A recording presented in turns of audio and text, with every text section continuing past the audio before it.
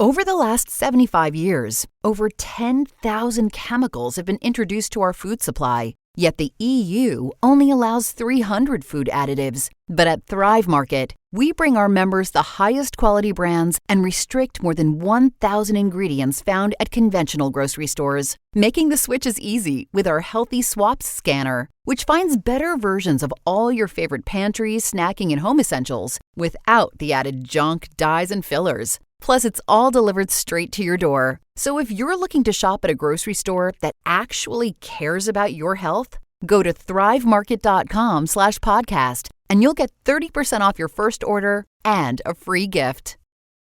You're listening to the Think Unbroken podcast, and I'm your host, Michael Unbroken. I'm an author, speaker, coach, and advocate for adult survivors of childhood trauma and abuse. In this podcast, you will learn how to transform your trauma into triumph, turn breakdowns into breakthroughs, and go from victim to being the hero of your own story. You can learn more at thinkunbrokenpodcast.com, and of course, check us out on Apple Podcasts and Spotify at Think Unbroken Podcast.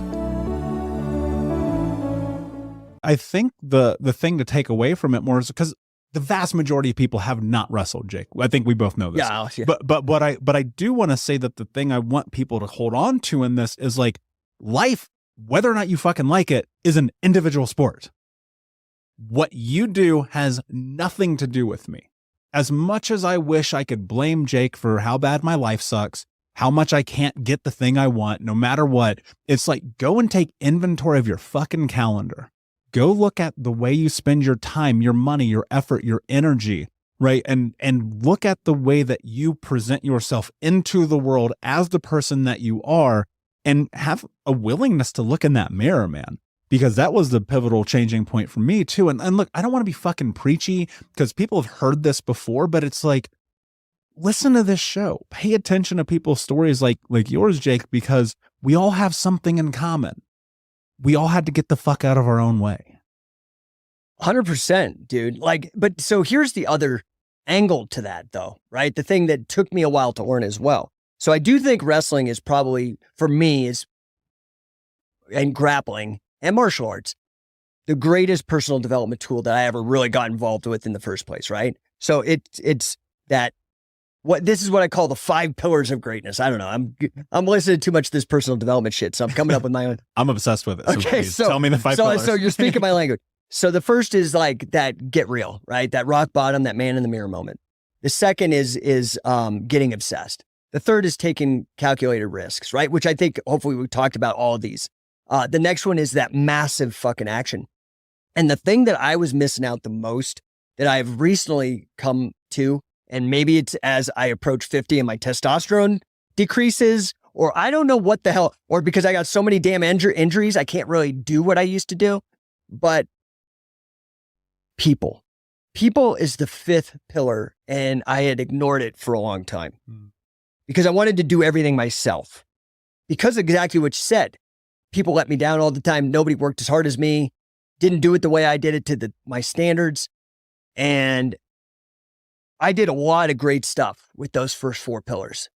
I did a lot of fucking cool stuff. Like I said, I started the whole fitness mace movement, which still blows my mind to this day. I'm like, I still have to be like, oh, that was me. Shit. Dude, I saw some video on YouTube, or it might have been TikTok, a reel, whatever these things are, the other day, and I meant to send it to you, and I was like, in passing, and it had like 500,000 views, and it was, or maybe you posted it. It was a girl with a mace, just like doing this mace work. I was like, I know the guy who made that. Yeah, I mean, it's ridiculous, right? Like, I still am like, wow.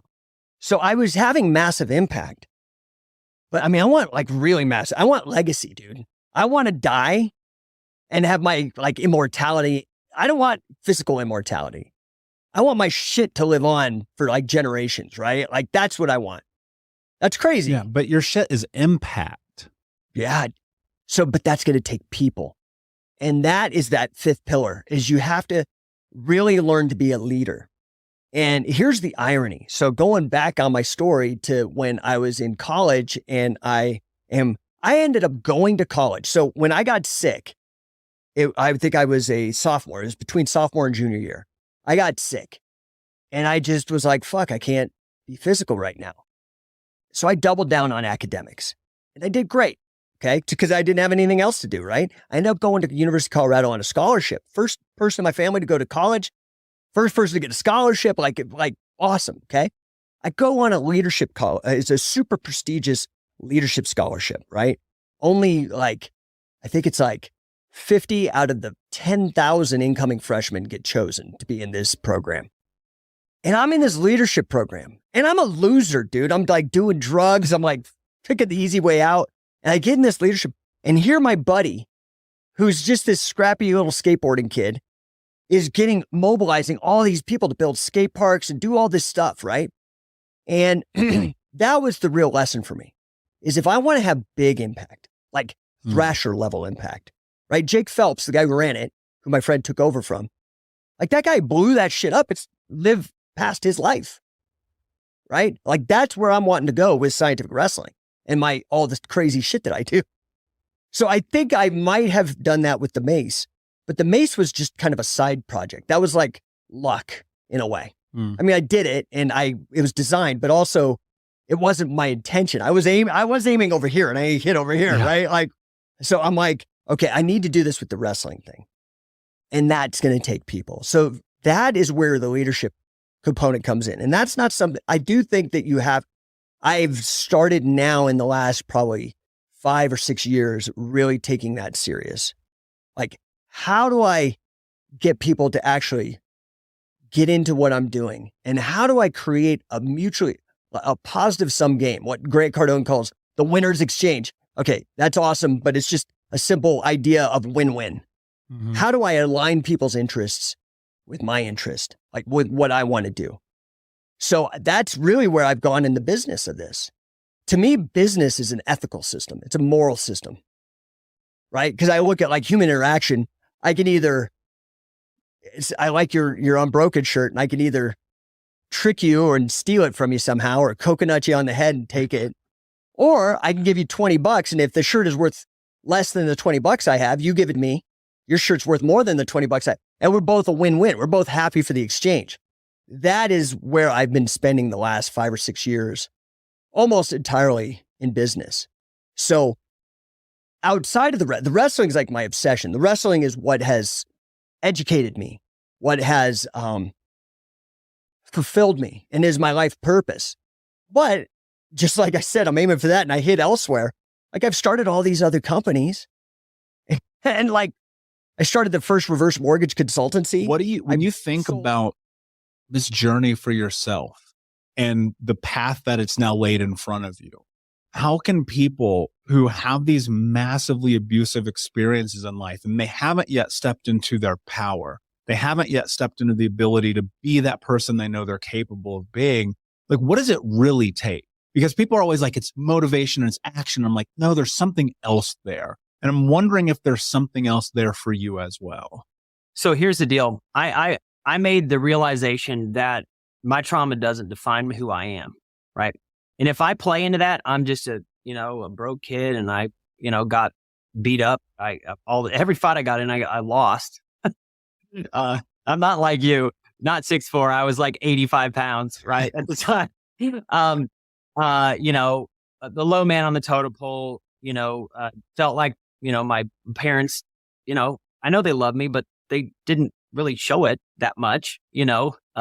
At the time, and they were stressed out. And I think the truth is, I realized that if I said yes to all that trauma, then I'm saying no to the rest of my life. And the truth is, I am not going to let that happen. Right. So I tie things to everything. Right. I wanted to go and win and apply myself because I wanted a way out of the life that I was living. Right. And every day I heard, you're dumb as a box of rocks. You're dumb, and not just, that wasn't just my father. That was just how everybody talked to people. Everybody. Yeah. And I'm they would say that. And I noticed myself starting to accept it just a little bit, kind of sulking back. And when I was 13, I went into my dad's room. I grabbed his 30-30 lever action rifle. And I put it in my mouth and I went to pull the trigger.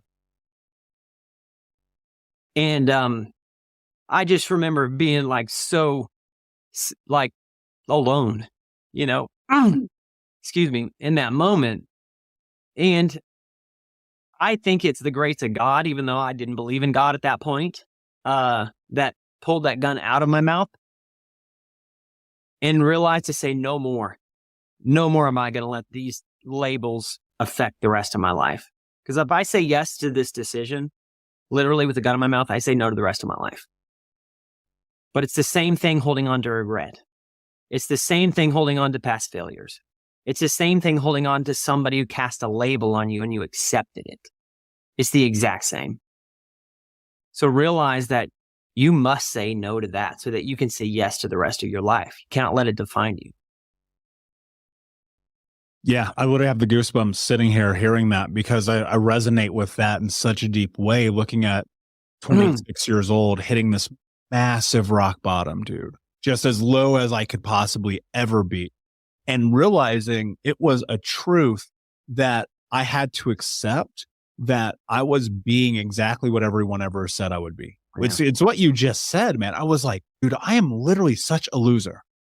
I'm such a loser. And look, that's a hard moment to have with yourself. And it's not about, for me in that moment, it wasn't even like I'm beating myself up about it. It's like, dude, you're a loser because look at your decisions. Look at your actions. Look at your friends, dude. Look at the people you're spending your time with. Yeah, do you think that these people are ever going to grow into what they have the potential to be? Because all they're doing is getting high, snorting coke, getting drunk. And I'm like, what are you doing? And that identity shift is everything.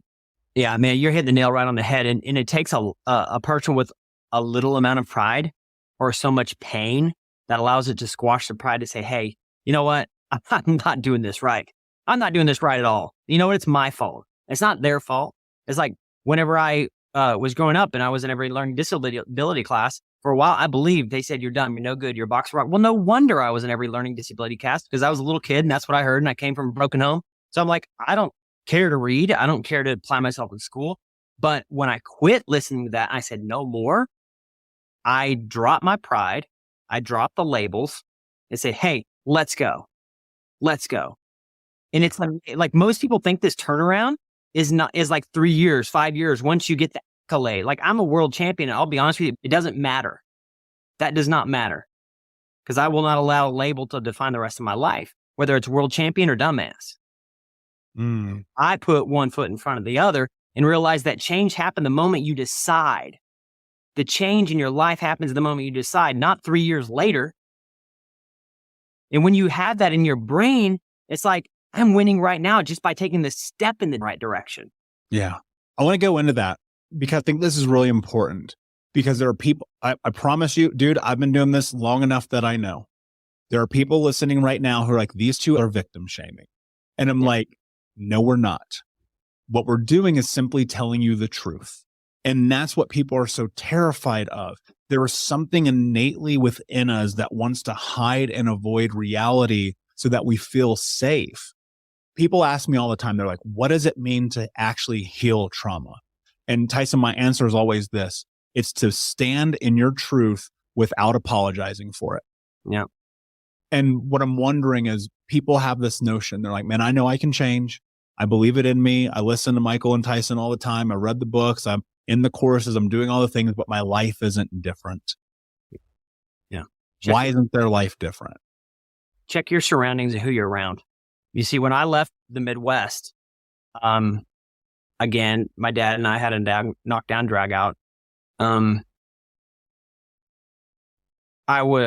had enough at that point, and I grabbed him by the throat and I was choking him to death. He wouldn't even remember this because he was so out of it, right?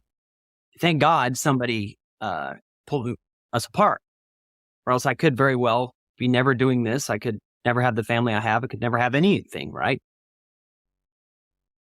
I moved almost 1,800 miles away to Washington State, as far as I could get away, for a new surroundings. I had nothing. I had very little money, enough to put gas in the tank. I had a few things I had put in the back of my pickup. I had nothing, but I had nothing, but I was willing to do everything to get a new surroundings. Guys, if you're struggling, if this is you right now, if you're like, man, my relationships are bad, I'm in around a bad group of people, get out. Get out. I say it to people all the time. See, I had the ability to live that urban lifestyle and the country boy lifestyle, right? If you're in an area where there's high crime and your kids aren't having a chance, and you say, well, I fit in here. I wouldn't fit in a rural community. Bull crap. Get somewhere where you can change, where you can shift, where your family can be safe, where you can grow. Get around people that take you to the next level. Because here's the deal. If you don't get around those people, you're better off to be alone. And that was my journey for a long time, was alone. Because I liked listening to Tony Robbins. I liked listening to Les Brown. I loved Scott Thomas. Like, I loved these. So I'm like, none of my friends like this stuff. Have you experienced anything like that in your journey of, and not even necessarily as whether it be a person of color, whether it be as a man, as an athlete, as a poet, but as you discover who you are, what power has writing given you?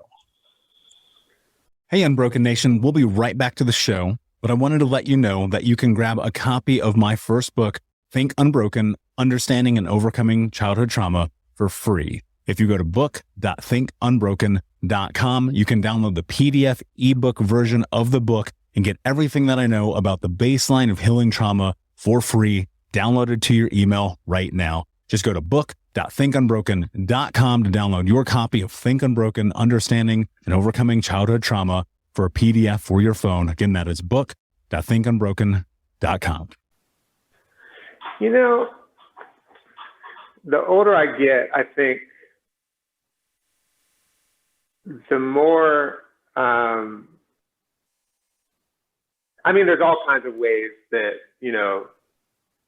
like sort of carrying on some of the previous ways that I was sort of answering. There's ways that, when I'm writing something, I'm writing with a question. I'm writing, and I write about things that I do not know or do not understand. And the writing is a kind of way to engage in some way with what I do not understand. So there's a way that my writing life, my engagement with writing.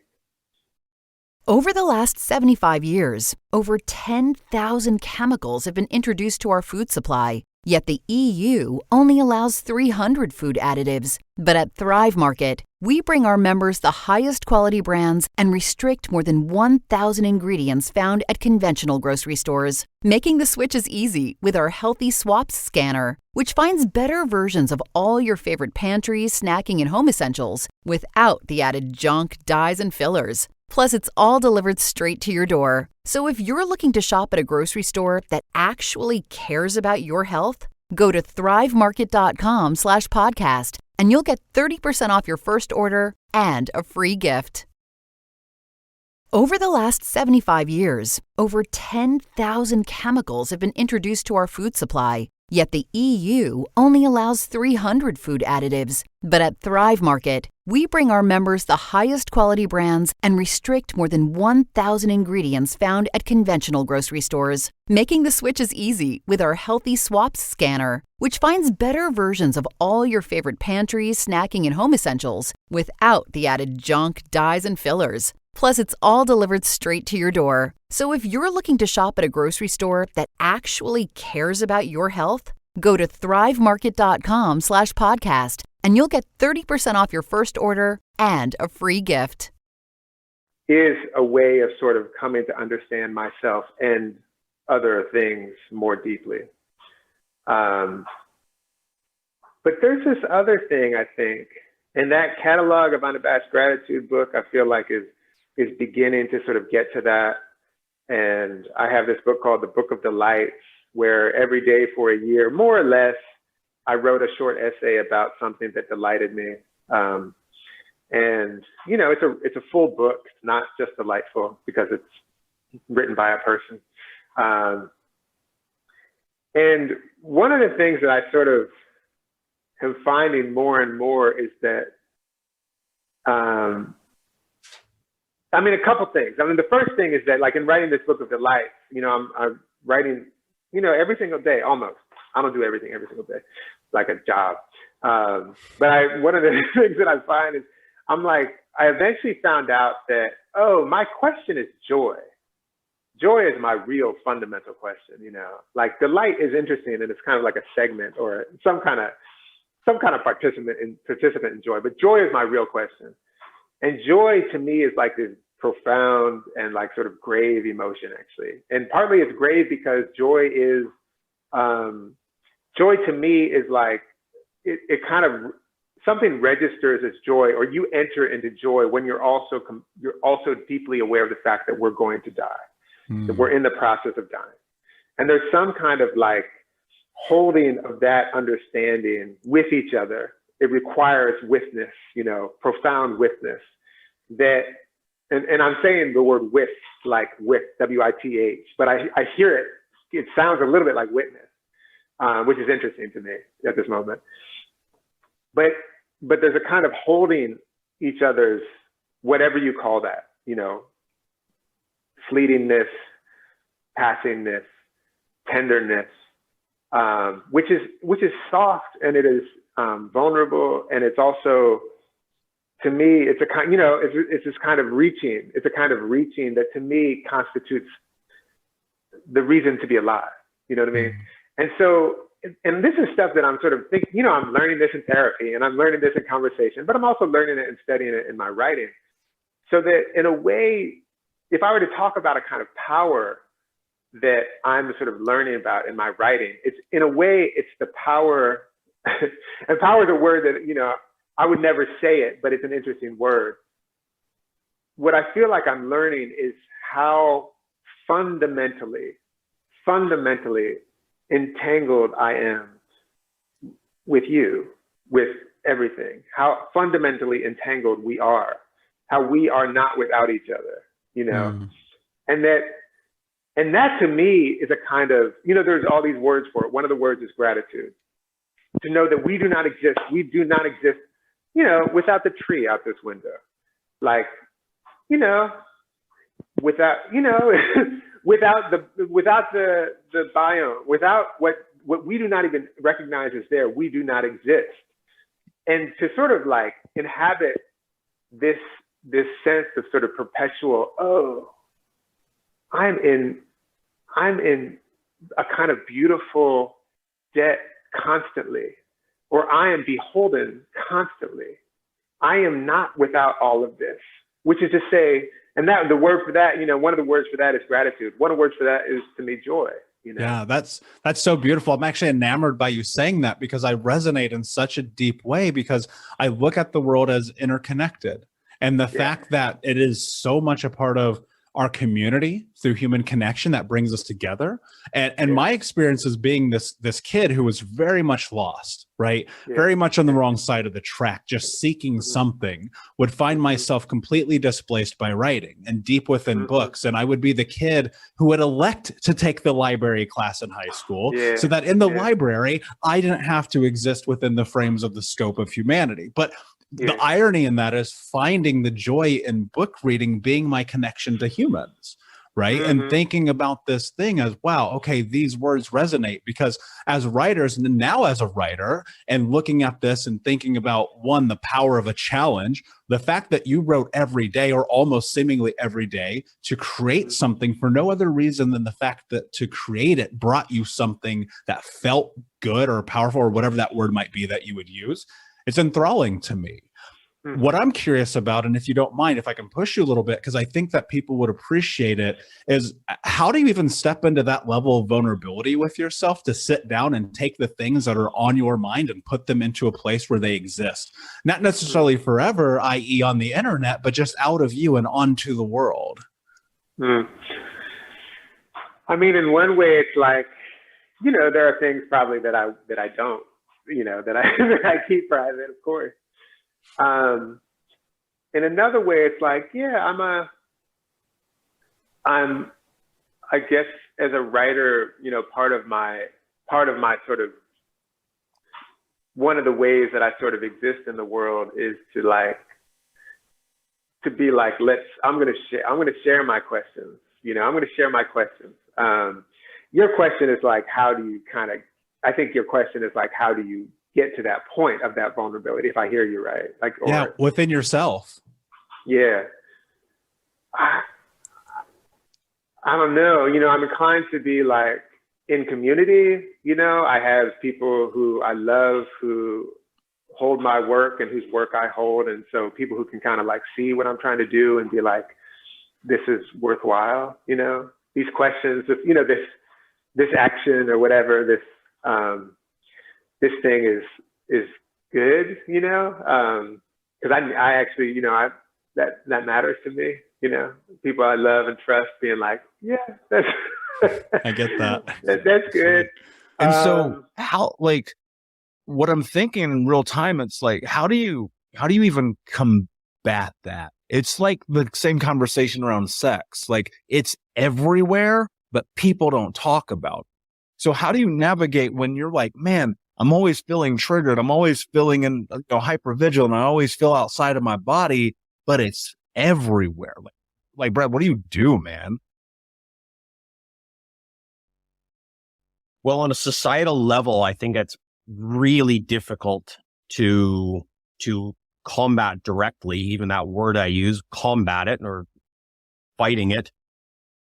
I think that the deepest solution, the really the only long-lasting solution that's going to have a major impact is for individual men to go on their healing journeys, to do their healing work, and for enough men to do that work to really shift the way things are, the perspectives. And, you know, I think things have gotten better, let's say in my lifetime, and they have a long ways to go. That's not to say we're almost there, not by any stretch of the imagination. It's like we're a little bit further along, but there's a lot further to go. And I see that just individual men doing their deep healing work and really, in a sense, overcoming their individual trauma so that they don't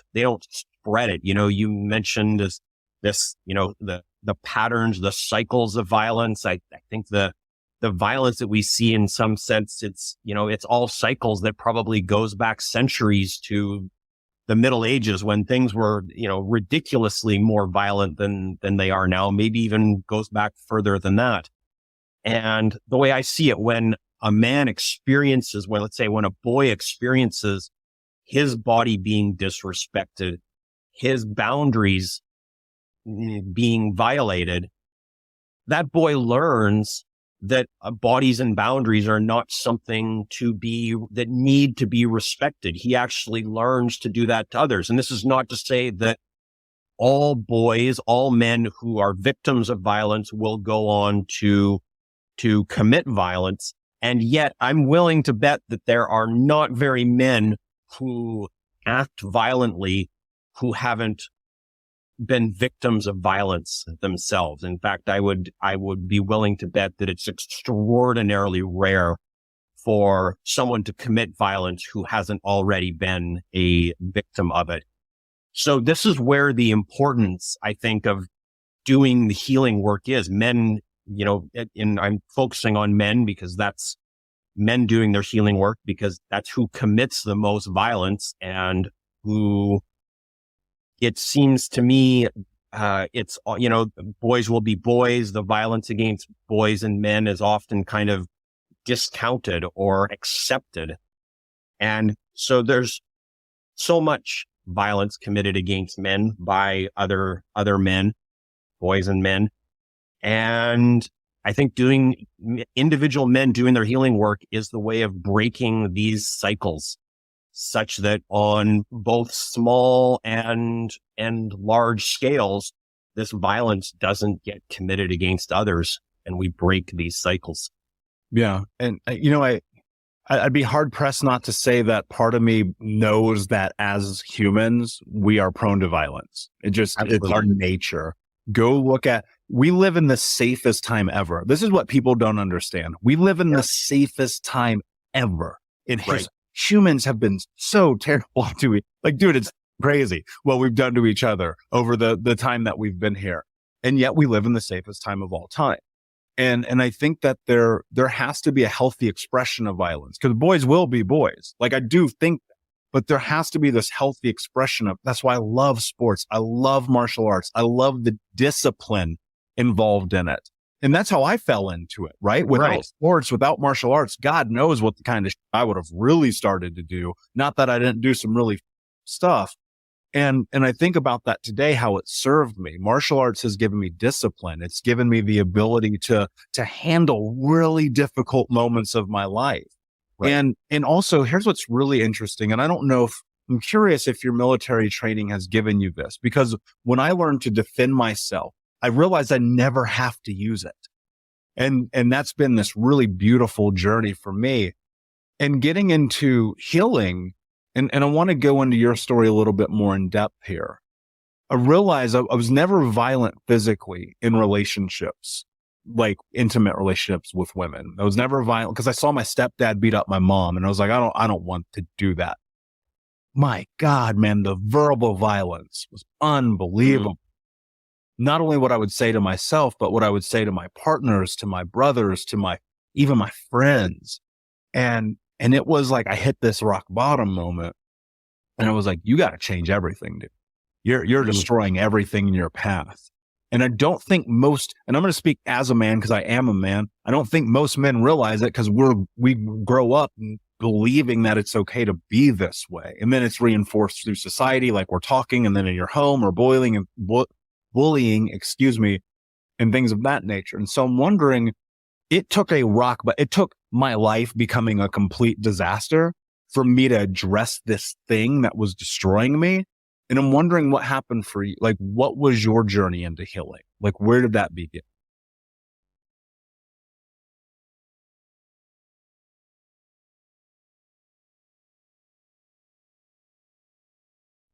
Well, it really started in my first marriage. It was not going well. And I was really, specifically looking to, you know what? I take that back. That was actually kind of what came secondarily. I was having health issues and was getting nowhere, dealing with them on in kind of a medical, physical type of way. It was like, there's nothing there.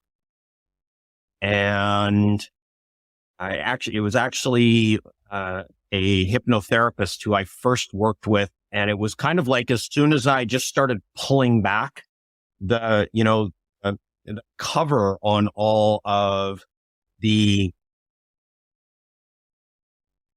what I was feeling, all of the trauma that I just kind of put in a box and moved beyond. In some ways, at least from on a superficial level, my life looked like it was going pretty well at that point, but I wasn't feeling that. I was struggling. And, I've in a sense always been very good at keeping my life together in terms of, going through school, career, etc. So it looked like things were going well, but they weren't really. Emotionally, I was kind of a mess.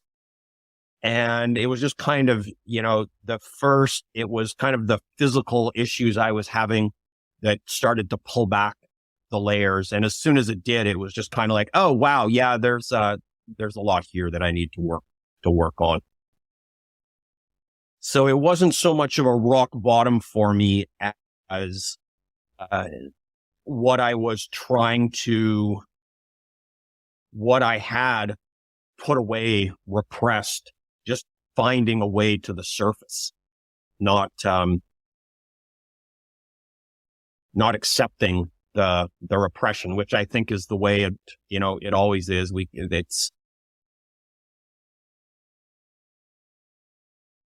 Repression is rarely going to be long lasting. And in a sense, I'm glad it came out for me in as mild a way as it did when I was relatively young, so that I could be forced to work on it at that point, because it certainly can go a lot longer, a lot deeper. Thank you so much for listening to Think Unbroken.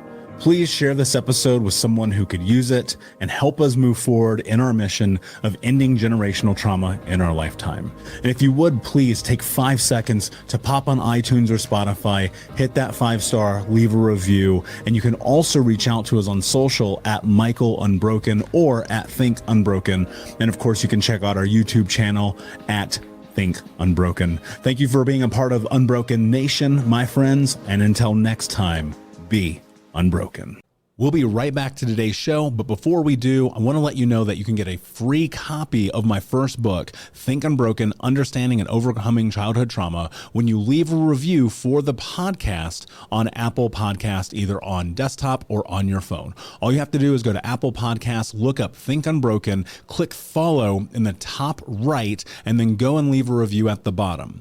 And when you leave that review, screenshot it and send it over to book.thinkunbroken.com, where you can upload your contact and mailing information, and we will send you a free copy of this award-winning best-selling book, absolutely free, including shipping. Just go to book.thinkunbroken.com to upload your screenshot review from Apple Podcasts for the Think Unbroken podcast. And until next time, my friend, be unbroken. I'll see ya.